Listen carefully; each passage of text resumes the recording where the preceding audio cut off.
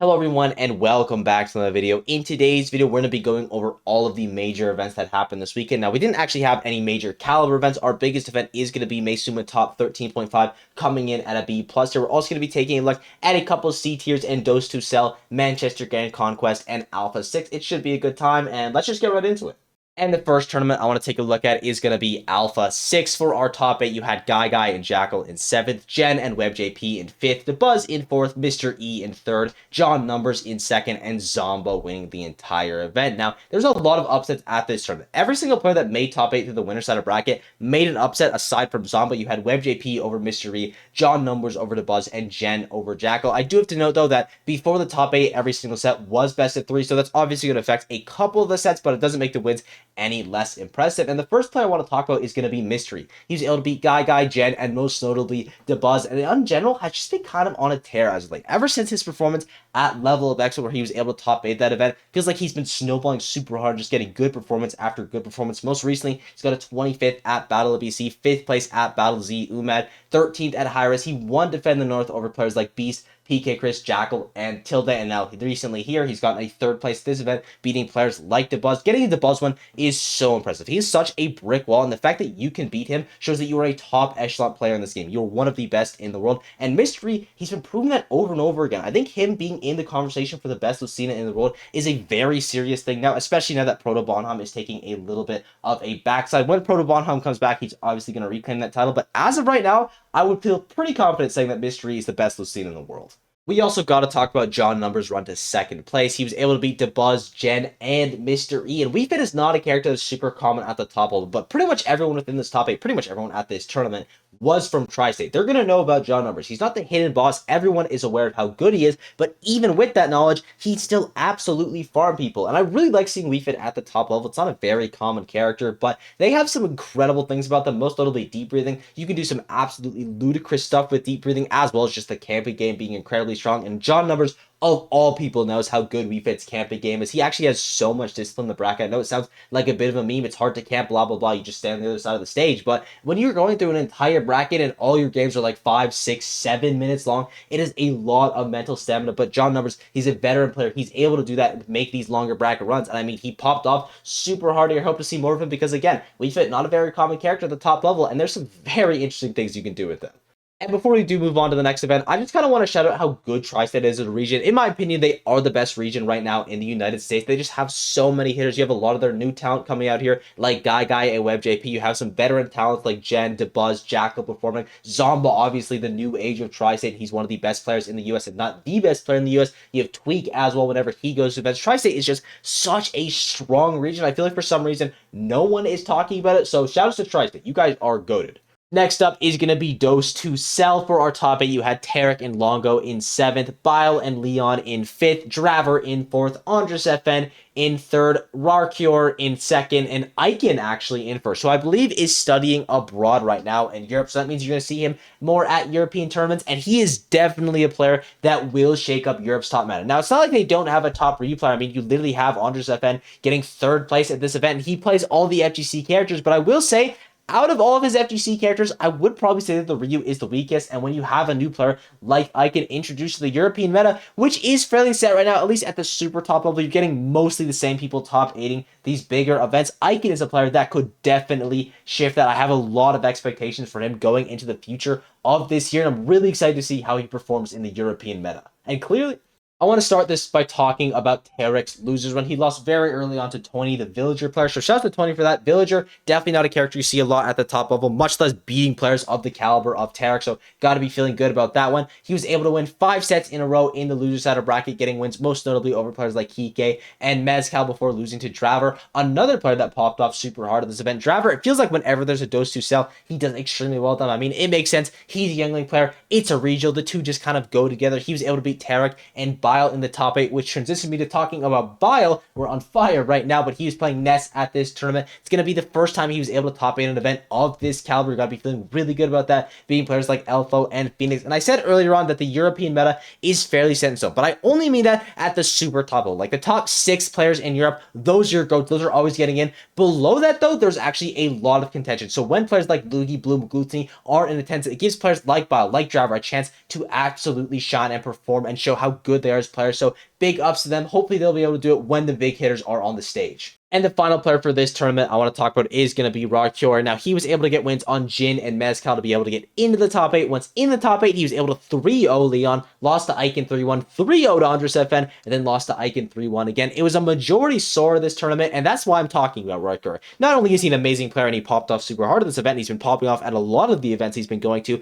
but I love his character combination of Sora and Greninja. I don't even know if it's a good combination. I don't even know if the characters complement each other. I don't really care about that. I just like seeing these characters at the top level because they are very uncommon despite being good. Except for Greninja. Greninja actually has a lot of success in Europe. I'd say that's like Greninja's hometown, but Sora, that's a character we need to see more of at the top level. As y'all know, I think Sora is top 10. I think very highly of that character, and it's players like Rakior who put Sora on the map because you can do some absolutely crazy stuff, and we're finally starting to see it in tournament, which makes me very excited for where the Sora meta is going to continue going. Kameme is obviously going to be leading the charge, but honestly, Rakior isn't too far behind.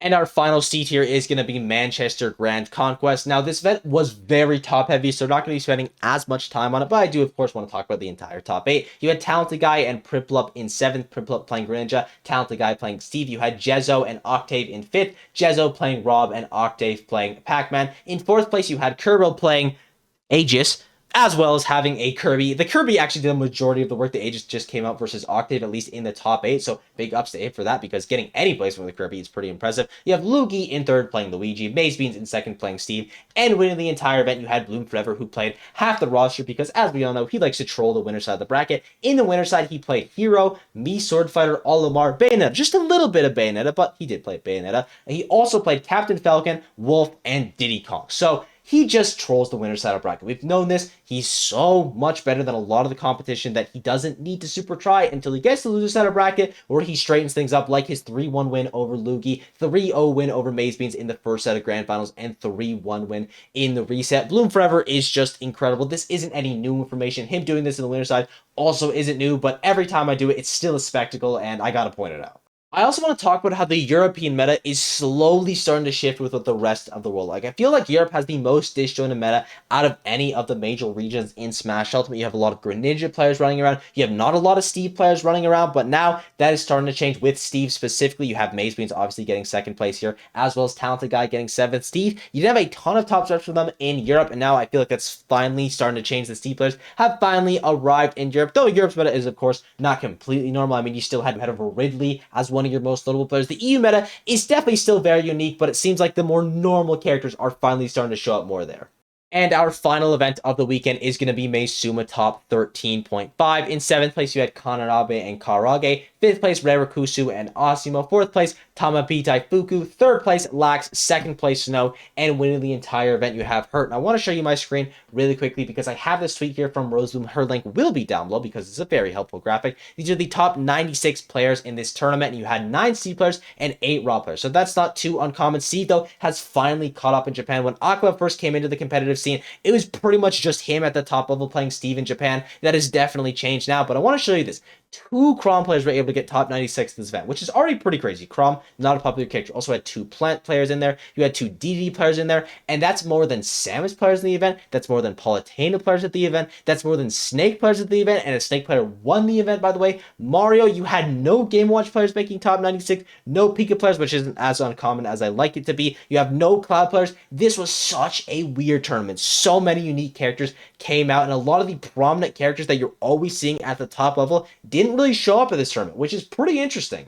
But the biggest upsets of the weekend have to be Yara, the 1st seed, falling at 17th place, and Doramigi, the 3rd seed, falling at 17th place. You had Doramigi losing to Lax in the winner's side of bracket, and then Imo Kenpi in the loser's side of bracket, and here you had Yara losing to Tamapi Daifuku in the winner's side of bracket, and Metatara in the loser's side of bracket. So now Metatara has wins on both Yara and Mia this year, which is pretty insane. And for Yara, this is a bit of a rough placement, especially since Sissy has been doing so well as of late. You know he wants to keep his title as the best Samus in the world, but with placements like this, it's only going to make it more difficult, so hopefully he'll be able to bounce back from his next event. And then for Doramigi as well, I'm not worried about this placement at all. He's a very new player at the top level. He just got off his 2nd place run, which is incredible, but you can't expect him to do that back to back to back to back. That is a very hard thing to replicate. I think it's expected that he's going to underperform a little bit here. It's not too big of an issue for me. I think he'll bounce back absolutely fine on his next tournament.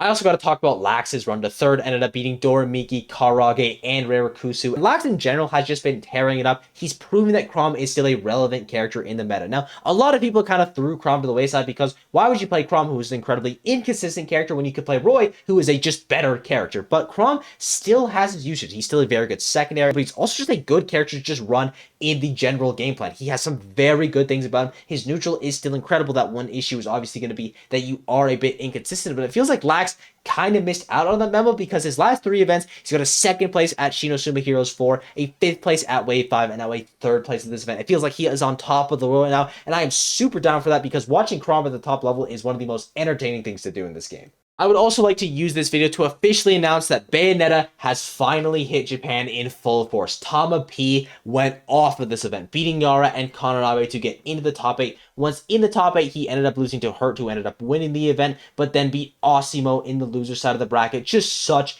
an incredible run from him, and Bayonetta players have been thriving all throughout the world. I think this is only going to continue. This is one of the only characters in the game that has mass success at every single region without being like a top 5 character. It's actually insane how good the Bayo players have been doing as of late, and this is one of the best recent results that we've had from a Bayonetta player. I mean, he beat Osimo, he beat Yara. Those are 2 top 30 players in the world now. Kananabe as well, a very impressive player to beat. So I want to give a huge shout out to Tama P. He's been looking very impressive as of late, and he's leading the Bayonetta meta in Japan.